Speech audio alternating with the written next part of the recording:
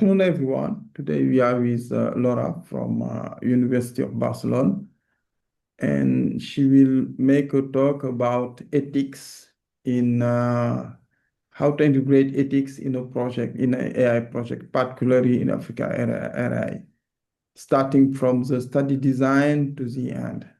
Okay. So thanks, Laura. You have the floor. Yeah, thank you so Thanks much for for the that. invitation, and thank you everyone who will be joining us today. I have a couple of participation ideas, but you also can feel free to interrupt me anytime. I just need permission to share. Yes, thank you. So, as Mamadou said, I'm here to essentially make a case about AI ethics and about how do we integrate AI ethics throughout the project, and we don't like make it just in some specific single points of contact, but we really think ethical throughout. So I'm gonna first introduce what is AI ethics. I don't know if you're all familiar, I'm sure you are, but I thought it's good that we all speak the same language. And I'm gonna focus on a little bit more theoretical. And then the second part is about the application and some exercises. So the first question I'm gonna kind of answer throughout this part is why do we need AI ethics and why AI ethics is. So in the African Union policy documentation, they paint a very challenging picture on Africa and AI. They say that although a lot of burden of disease is carried in Africa and all African countries, only 1% of the global AI compute capacity is located within Africa. So that is per se already a challenge because there is a capacity building necessity and data sets also building necessity. But because this is not about me participating only, I thought we can start with a question on Mentimeter. You can join through the website and through the QR code because I want us to participate in this together, just for me to know who is here and what are your expectations on this. Specifically, what are your biggest concerns about AI in health in Africa? Why do I bring this? Because if we don't know what are we working for in terms of ethics, then we have no really a way to integrate ethics in practice. So the responses should be live. I know 5 people are responding, and I'm just interested, like, what are your concerns? What would you like us to answer throughout this presentation so I can target my communication to your needs? And while you are answering, maybe I can just bring a small quote from the African CDC director that was just recently appointed. I think it's a very interesting quote because he says that the most important thing for Africa in terms of AI in healthcare is to build AI that is for the benefit of the context and the people itself. So there are a lot of infrastructure requirements and data requirements, but the main scope is to build it for the people that are there. Yeah, okay. So what are your biggest concerns? Is too many or no regulations, loss of skills, data ends in wrong hands, misuses, misinformation. So all of these, interesting. I find these answers very interesting because they all end up being about policy aspect and regulatory aspects and law, and in a way also about an idea of data ethics and who uses what data with what objectives in mind. I think we have still 3 people responding. Yeah, governance, misinformation, data. So it seems there's a lot of focus on the data usages that we need for these AI projects. I will give it a second more. So the 2 people that are we waiting for respond that they can also give us their answer. More people joining. And yeah, data access, trust, data preservation. So as I mentioned, it seems to be like the main let's say, concerns of everyone at the moment is data, which makes sense in terms of AFRICAI-RI because it has been focusing on data for a long time and because the project has just started. So I'm going to continue slowly, but feel free to add your answers because at the end, I'm going to show all the answers anyway. So coming back to the presentation, I wanted to start, what is it about ethics that makes it so important? And as I said, for me, it's very important that we have a shared language when we talk about ethics. So first is that when we talk about ethics, we're talking about applied philosophy. And I have highlighted the word apply because the point of ethics is not to be theoretical, is to bring theories into practice. And how do we do this? By asking questions. So what is right and what is wrong? What is safety, for example, and what is harm? What are fairness, autonomy, and dignity? How do we define them? How do we put them in practice? We also draw from many types of work to answer ethical questions. We use social science. I know you had a presentation last time about social science research, so this is the connection. We also can use clinical research. We can use legal analysis, for example, the part about laws, regulations, policy, and conceptual analysis where we draw from theories, especially in sociology and psychology, to answer questions. And we use different analytical lenses. So we use consequences. So who bears the consequences of a product, for example, how do we become, who do we become as people, like what is our virtue or our values if we develop an AI in a certain way. This is related, for example, for trustworthiness, and the ontological, which is about power discussions. So in general, the main objective of ethics as a whole is to understand what is happening right now, but to answer, or at least aim to answer, what should happen, right? So how can we improve practices? How can we improve values, methodologies, and so on to really support the ethical implementation of AI? So based on that, what is AI ethics? So for doing AI ethics, we generally can go again to ask questions. So what outcomes does AI produce and for whom? So we go back to consequences. So consequentialism, what are the consequences of using a certain AI or developing in a certain way?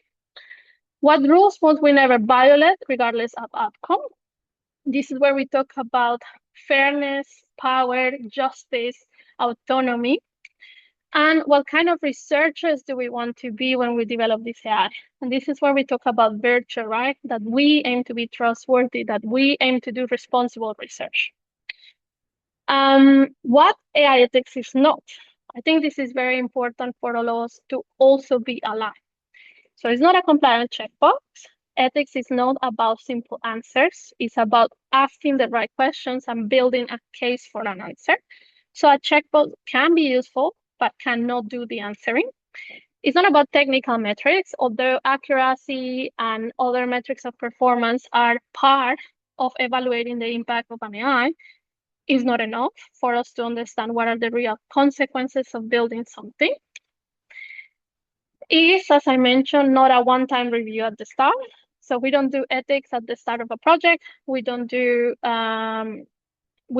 oh, yes, this project is ethical, this project is not ethical. We do it throughout a project. It's not a stakeholder engagement, although stakeholder engagement helps us answer these questions, as I said before, is not enough to build ethical AI. Because people, participants, clinicians, patients, they will tell us what they think or what they value, but it's up to us to translate it to answer these big important questions that I just mentioned before. So I think one of the main messages essentially that I want to do throughout this presentation is that ethics is not what you do to respond to a problem, a challenge, because the stakeholders want something different or because there's maybe difficulties to handle data, but it's something you build through AI. And yeah, and after I have told you all of this, and I know, because for me it's very important to know where are you seeing the issues. Because I don't know if you have had the opportunity to work a lot with ethical challenges and ethics in your project. So I would like to know what are the biggest challenges you're facing right now in your projects? And maybe we can find a way to answer it. I know from the previous answer that it was based on data governance and laws. We can not build laws where they don't exist, but we can build practices to handle the data, for example, in a good way. Yeah, so if you all could please vote and tell me what are your challenges or what are you looking at. And of course, you can also feel free to interrupt and make me a comment directly throughout the presentation.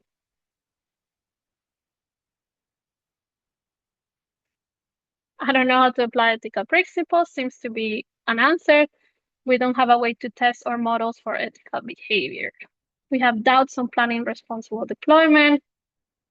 We have not engaged stakeholders. Yeah. Interesting. Some people don't have a lot of challenges at the moment. That's good to hear. Or maybe it's like the others are so important that, yeah. And other, I would like to hear from someone who has said other challenges. What do they find challenging at the moment in terms of applying ethics in their projects? If somebody would like to participate.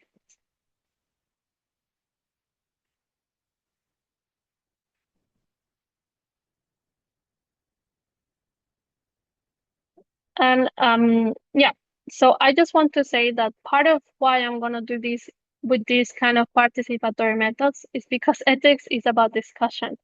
So for me, it's very important to hear where you are, what you find valuable, what you don't find valuable, and where your challenges.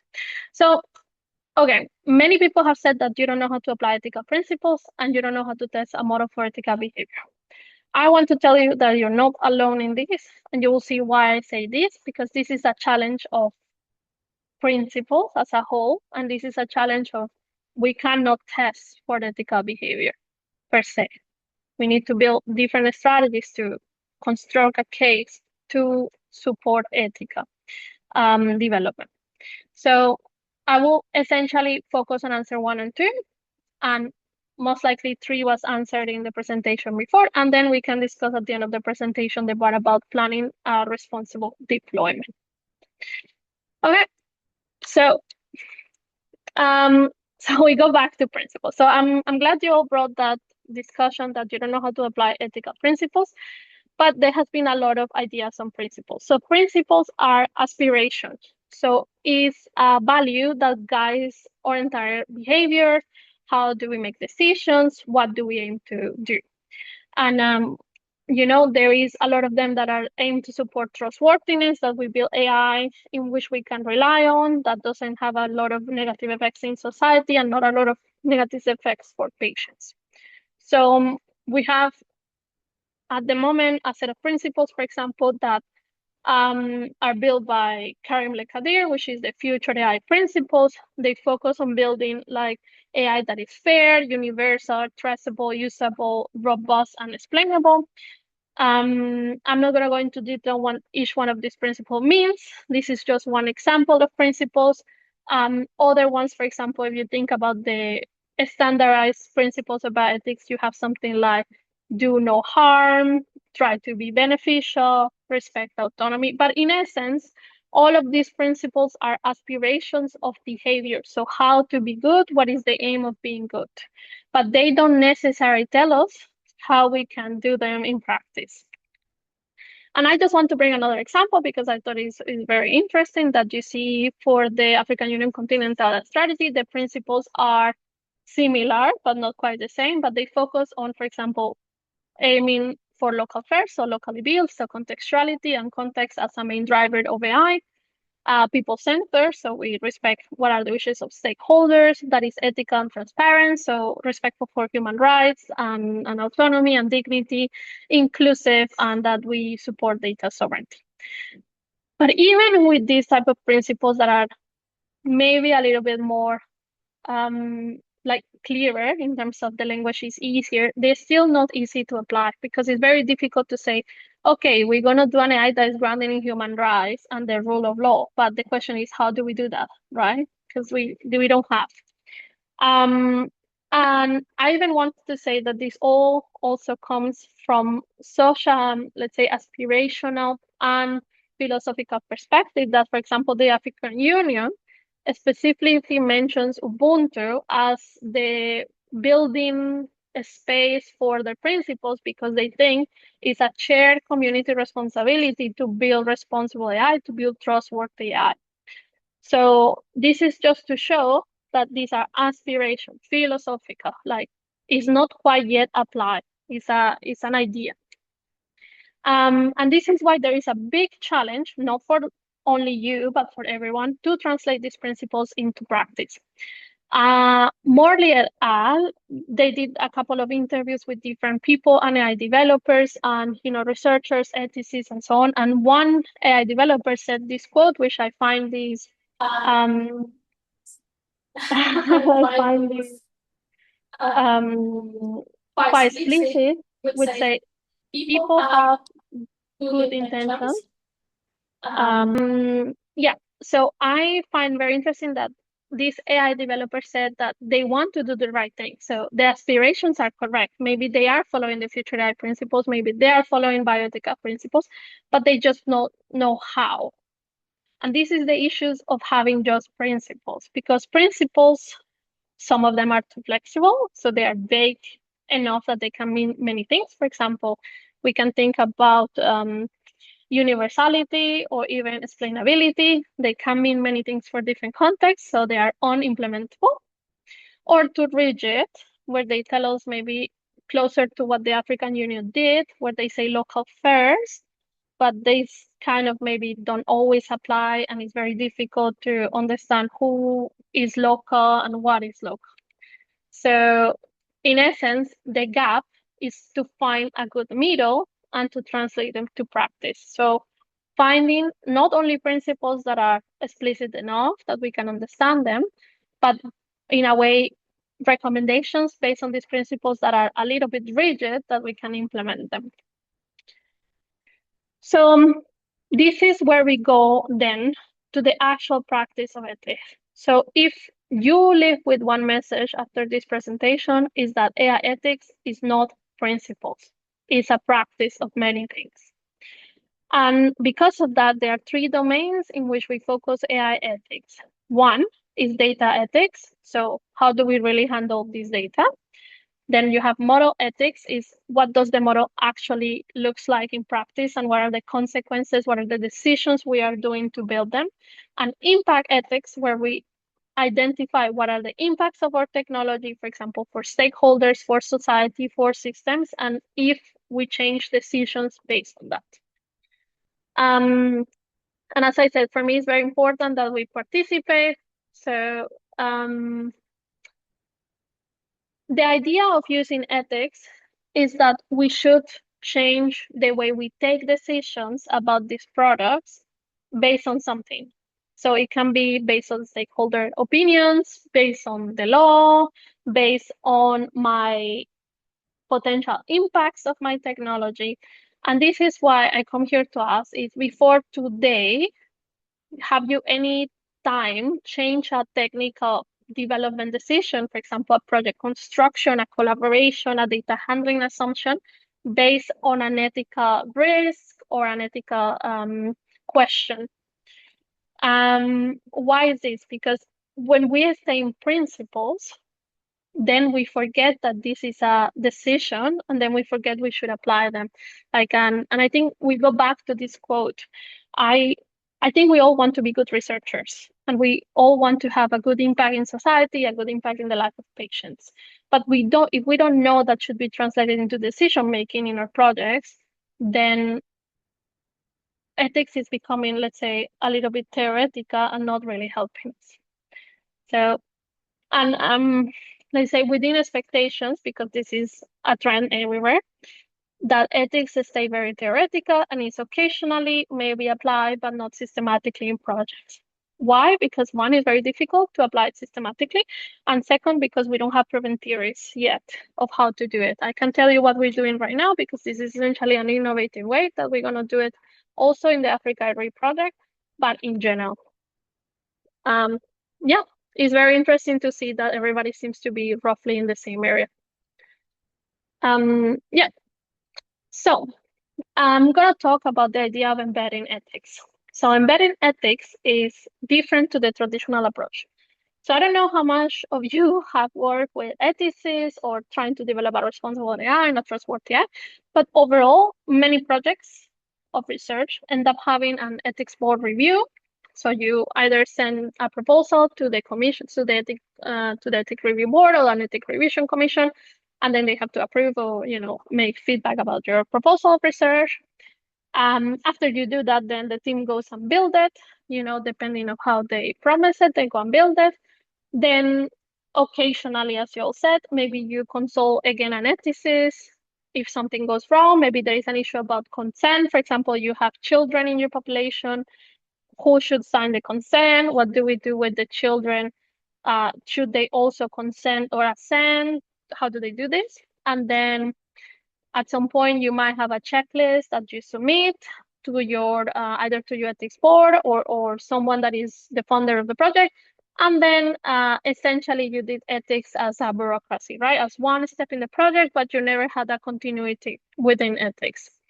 I want to move from this type of projects to something that is called embed ethics. And this is essentially why we are doing in AFRICAI and why am I part of the team of AFRICAI.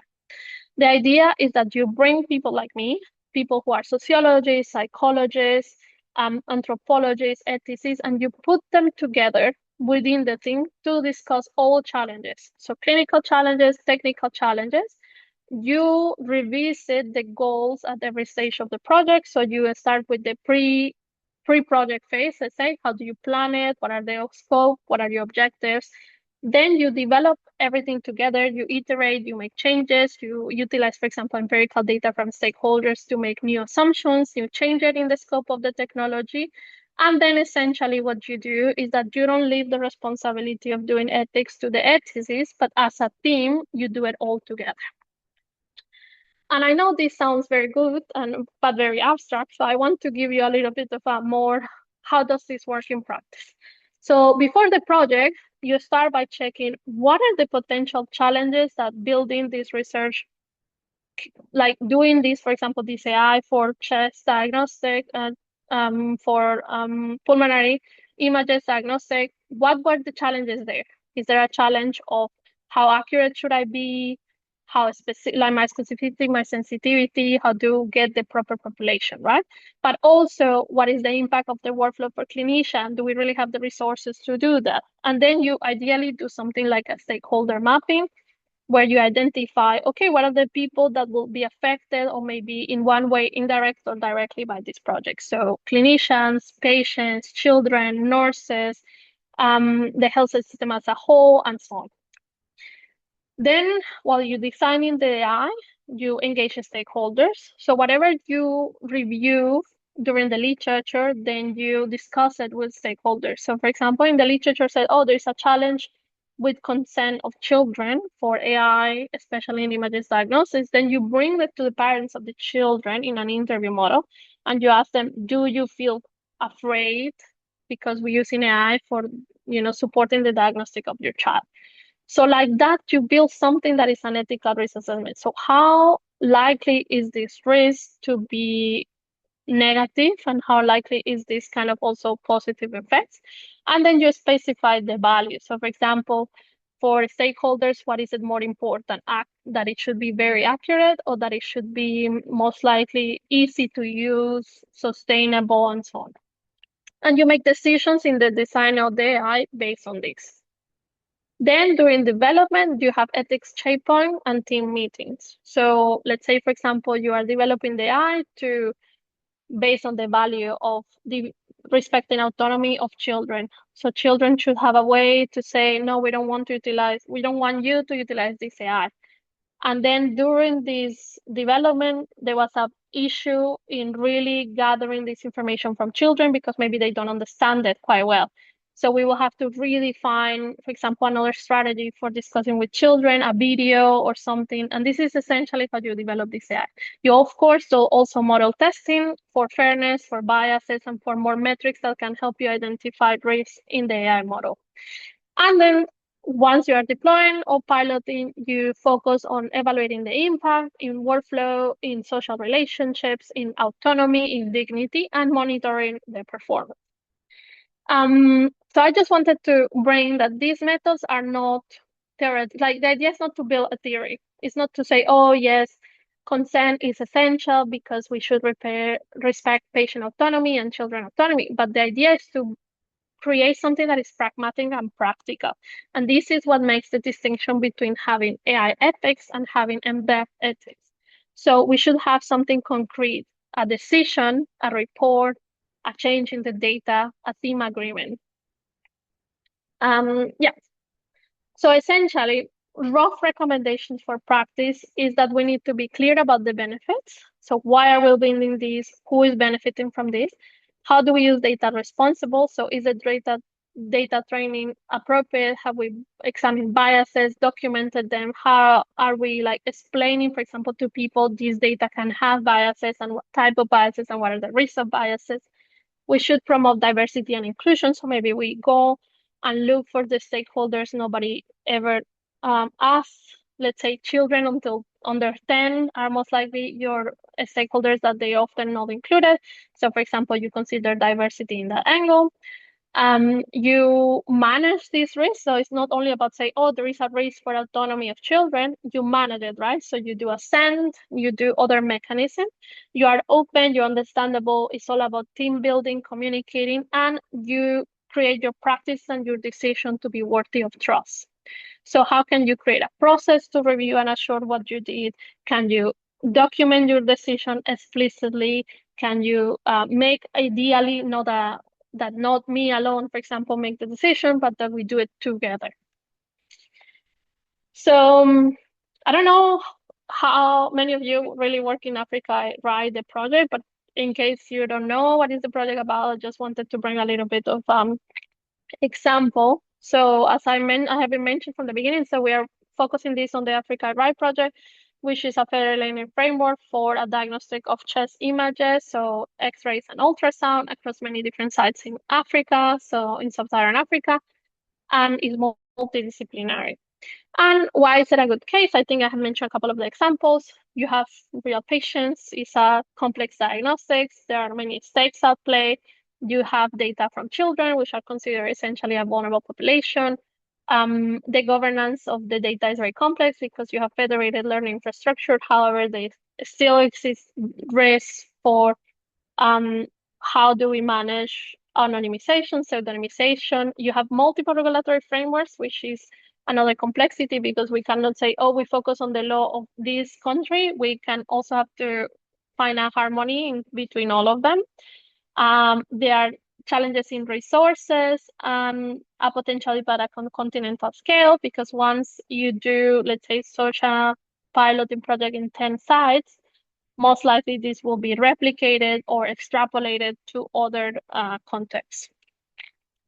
So we just started the project, so I cannot tell you everything we're gonna do because as I said, this is iterative and we go together with the team, but essentially these are small points where we are already doing ethics. So we first started with an ethics approval. We are coordinating consent. We are using interviews to involve stakeholders, focus groups, and co-creation, right? We have an ethical analysis of what are the risks, how can we mitigate them, and actively we'll get involved in that with the clinical and technical team. And we will have at the end an implementation assessment. I just want to also say a little caveat about all of this, because I'm sure, I don't know if you're thinking about this, but I will be thinking about it if I will be hearing this. This is not easy. Doing ethics is not, it's different to when you do a methodology, let's say, that is very established and is like, you can just follow step 1, step 2, step 3. This is a lot about the team and the ethicist judgment because there's no clear evaluation criteria. Nobody can tell you, by definition, this is a trustworthy AI, this is a responsible AI. But we can say based on this and this and this and this and these steps we did, for example, we had an ethical approval, we focus on consent and so on, we try our best to build a responsible AI. So essentially, it's a little bit of a caveat about it. It's a distinct form of practice where there is not one single answer. Okay, so we finished with the theory, and hope that at least I was able to clarify a little bit what is AI ethics and why do we embed this in our projects. I'm also happy to answer any questions before we move into practical examples. And to be honest, I have been already saying a lot of the practical examples. I have focused on the first example, which is about consent, because it's something we had to discuss already in AFRICAI-RI. So if there are questions, I'm happy to answer. Otherwise, I will continue and we discuss at the end.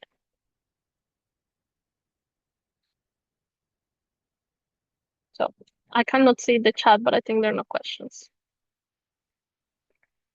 Okay, so this is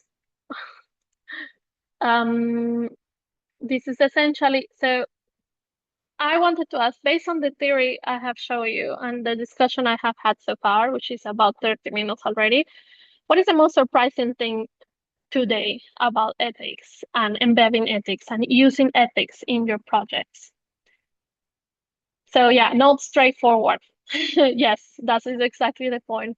I think is unfortunately none of these is one-to-one solutions.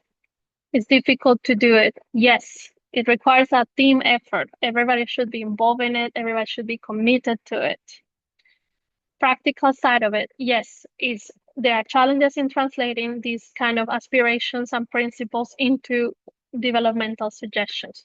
No clear guidelines, exactly. We have a lot of recommendations of practice and a lot of toolkits, but not one is better than the others.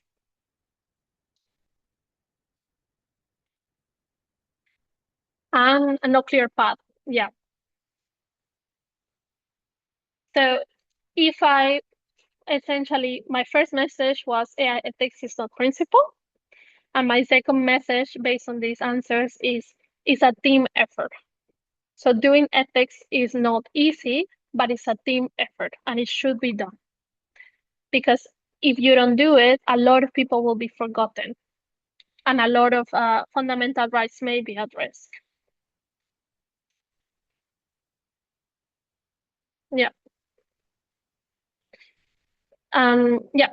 So I want them to bring what are the questions. So usually you do ethics by asking questions and then trying to find pragmatic but practical ethical solutions. So as I said, I've discussed a lot this scenario of consent.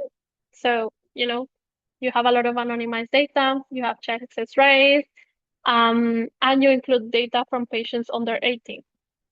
So you will analyze what are the ethical risks based on, let's say, for example, example questions. So I just bring example questions, and then usually you analyze it in a team and you make a decision. So does the original consent cover AI model training? So you have to revise this. For example, in AFRICAI-RI, some of them did, some of them didn't.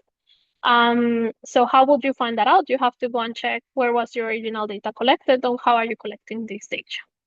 So what additional consent, if any, is needed for the children's data? So this is the example I was giving. And I want to tell you this is, for example, something we have to build for the AFRICAI-RI project. So children below the age of 18 cannot give legal consent because they're not considered a person in the legal terms. So they cannot vote, so they cannot make decisions alone over their own health. However, we talked with the ethics committee, for example, and we said, no, but many children, they have different areas of understanding and they should at least tell us they are also accepting that this is done. So we built a SEN, so they should confirm they are happy to participate, although they're not a legal participant per se. Their parents are making their choices. We make them still formally accepted. And where we could not get, for example, in retrospective data where this data was collected, we don't know what consent was built, what are the options? So we can always anonymize the data, justify the usage of this data based on benefit and so on. So I just wanted to bring that up that we go through ethics with questions. So you go one by one question, and then you kind of find a pragmatic, practical solution.